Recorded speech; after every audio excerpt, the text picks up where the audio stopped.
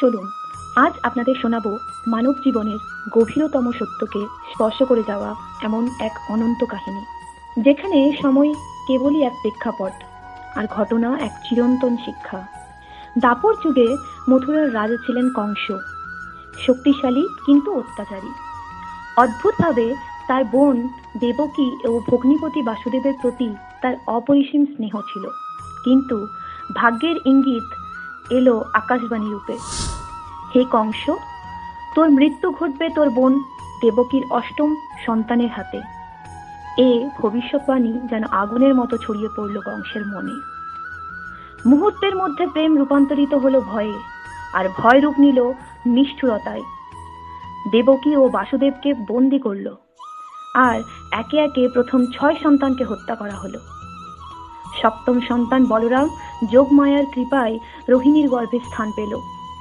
অষ্টম সন্তানের জন্মক্ষণ এলো।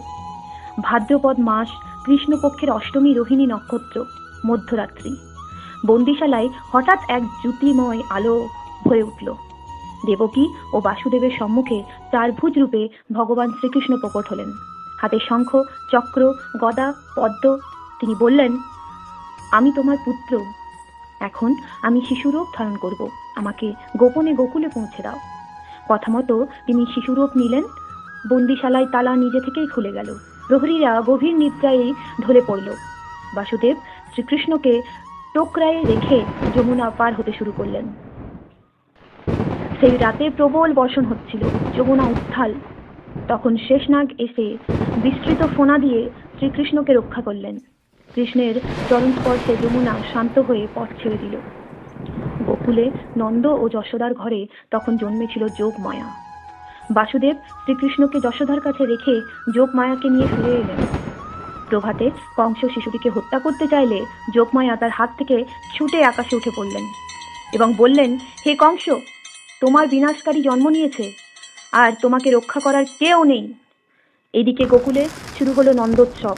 গ্রামে ঢোল নাগাড়ার শব্দ, আনন্দে নৃত্য ও সঙ্গীত, গভীরা দুধে ভরে উঠল। বৃক্ষরাজি ফুলে আচ্ছন্ন হলো। মা যশোদা তার গোপালকে বুকে নিয়ে মৃদু দৃষ্টিতে চেয়ে রইলেন।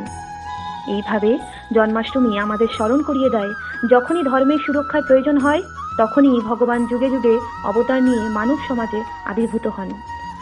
অন্ধকার যতই গভীর হয়, আলোর জন্ম ততই অবশ্যম্ভাবী। যদি কৃষ্ণপ্রেমী হয়ে থাকেন, কমেন্টে অবশ্যই জয় শ্রীকৃষ্ণ লিখতে ভুলবেন না। রাধে রাধে।